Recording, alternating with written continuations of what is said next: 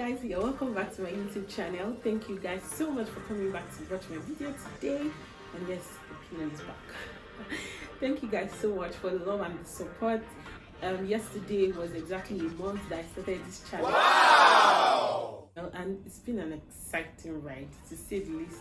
So today I'm going to be talking about something that really matters to me, and that's about confidence and self-esteem. So I think that one of the comments, or one of the good comments I've always gotten, I think since I was in uni, was that, oh, I'm very outspoken, I'm very confident, like I can easily fit into any space, like I don't have struggles and all that stuff.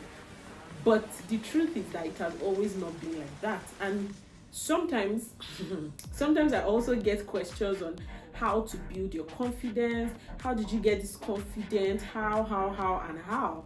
So I find it very difficult to answer that question, because I have also struggled a lot, and I cannot even say I'm not even there yet. Like I'm still struggling. I also think that it's good for me to share some of the things that have helped me in my growth process, like in getting my confidence on point, in getting my self-esteem on point, and basically my struggles and the things that I've had to struggle with as a teenager, early 20s and all that stuff.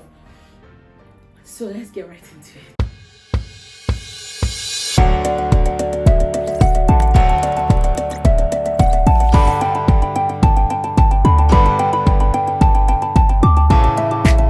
I think that for me, my struggles have been petty, and now I can say they are petty. Then they didn't used to be petty, or they didn't seem. In fact, if you told me that my struggles were petty, I'll probably pick a fight. But now that I'm over them, I'm like, what? Did I really struggle with not being able to do this? So the things I've had to struggle with, or the things that I feel like have affected my confidence and my self-esteem, now seem petty to me. But like I said, then they weren't petty.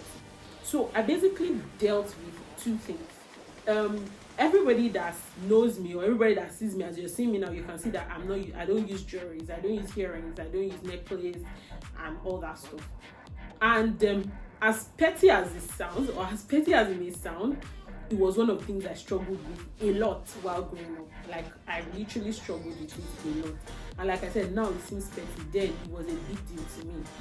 And the second thing, like I mentioned, is dressing. The fact that there were some things that they looked fancy to me as a teenager, but I wasn't allowed to wear them. So, and basically both of these go to the fact that I grew up in a very conservative family. My parents, basically very loving. They are still very loving, but they had ground rules for us, and which you could not break, or which you would not even want to break. There was no time where they had to enforce with their power, of course with me, but I think that, the love and the respect you have for them will not want you to break their ground rules. And for some of those ground rules, they had reasons, which today I am grateful for, because with my kind of person, there are some things that if they had allowed me to do way early, the way I wanted to do them, I would probably be gone into the world. So that's just on the lighter mood, to be honest. But like today, I'm grateful for some of those things, but then they really affected me, and it took a lot of time for me to get out of that hole. But of course, like when I got out, or as I'm getting out of it, I feel like there were some things that helped me that I would like to share, based on the fact that there are people that I know that would need it. At those times, I looked for resources to help me, and I didn't really find. It was basically just all these aspire to perspire, you can do it, boost yourself. I just needed practical things that could help me then, and not many of those were available. So I just figured to do a video that would be up there on the internet for anybody that can find it helpful. So the first thing is to identify the problem. Like I said, there was a problem for me, and at that time, I was shy to see it as a problem, because I'm like, why should I be feeling this bad that I don't wear jewelry? Like, people will come up to me and be like, you don't use earrings, like how come, why don't you use earrings and all that stuff? But I felt like it was too small to make me feel as bad as I was feeling. So I was too shy to tell people that, or even to speak to. And kudos to my mom, to be honest. There were times that my mom would ask me that, when people ask you why you don't use jewelry, what are the answers that you give them?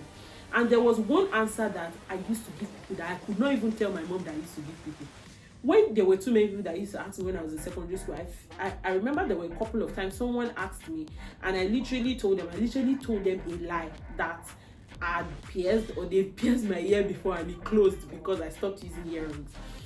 I just wanted to sound some sort of fancy to some people that, oh, I know that it's not normal that I'm not using earrings, but it's not my fault, that kind of thing. So that's how weird I felt at that point, and that's how little of myself I thought at that point. So like I said, it sounds petty, but it wasn't petty to me, it was a big deal to me. So but the moment I began to identify the problem, that this thing is actually affecting my confidence, I will walk into a room and I will literally look at myself and look at others that I seem to be the only one. And I wasn't the only one, to be honest. I mean, I could count on my fingers friends that I had then that were also not using jewelries, whether for personal reasons or for parental reasons or for church reasons and all that stuff. But I just did not feel right. I just could not fit in. So, and the moment I could identify that as a problem, I think that was my first step to solving that problem, that, oh, I actually feel bad not being able to do this thing. So what can I do about it? And doing it was not an option for me, because then I was really young. I didn't want to disrespect my parents. I personally feel like your parents not liking something, of course, while you're still under them, while you're not married, actually, your parents not liking something is enough reason for you to decide not to do it. Personal opinion, to be honest. Of course, there are some things you would disagree with them on. No, let's look at this thing. It doesn't make sense. Let's look at it this or that way. But I feel like there are little things that don't really have far-reaching effects that you can let it just go because your parents don't want it while you're under them. So that for me was that reason, and I wasn't like going to do those things was not an option. I just needed to figure out a solution that could help me get out of the state of mind I was in at that point, basically to make me feel better. Know it that, oh, I have self-esteem issues, is a problem. Now let's look for the solution. That is the first solution to that problem, identifying that there is a problem. The second solution is to identify the good part of you, the things that you think are good about you. So some of us, I think that was one thing, it was my eureka moment, like it was the one thing that really, really helped me on this list, apart from one other thing I'm going to discuss later. Knowing that not all things about me are bad. There are things about me that are good, and that's why I felt that there are some things I want to do that I cannot do. There are also some things that I can do and I'm very good at. So I started to take my eyes off those things I wasn't allowed to do that I wanted to do, and I started looking at the things that nobody said I shouldn't do. There's a lot of do going on, but I hope it's making sense. That I started looking away from those things that I couldn't do or that I wasn't allowed to do. I started looking into things that I was good at, and it really helped me. For instance, to the glory of God, I've always been an intelligent person. I've always been smart. I've always had the hang of this thing called academics. I mean, if there's one thing I'm good at, I think that's it. And like I said, it's to the glory of God. So, and that was one thing I started improving on. Oh, people see me as somebody that is smart. People see me as somebody that is intelligent. Why don't I make myself very much desirable in this aspect, such that people now see me beyond the girl that doesn't have piercings? People now see me as who I am, basically. Or people now see me beyond the girl that doesn't use jewelry, or beyond the girl that doesn't dress this way. People now see me as, oh, that smart girl. Nobody even sees me anymore as I don't use jewelry. I'm sure that most of my friends are watching this video are like, oh, so it was a big deal for you. Yes, it was a big deal for me, but not anymore, like I said. So I began to look into those things that I was good at, and people started seeing me for those things. The thing is, when we look at ourselves in some sort of way, we also tend to think that people look at us in that way. So the fact that I wanted to dress some sort of way, I wanted to use some sort of things that I couldn't use, I started feeling like that was all people could see to me.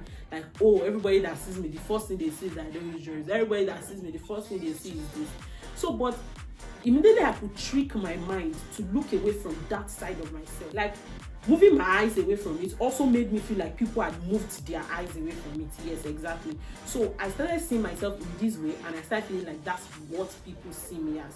So looking at the good things that you can do and improving on them can help you a lot in building your confidence. Just identify, if it's one thing that you think you can do well, identify that one thing and latch onto it and make yourself very good at it. Before you know it, you are looking away from the things that you you cannot do, to that thing that you can't do, and you're trying to be better at it. So that's worked a lot for me. So yes, that's number 2. Number 3 is stay away from people that amplify those things that you're not good at. So I started to move away. Not many people actually treated me bad for not dressing some sort of way, or for not using some sort of jewelry.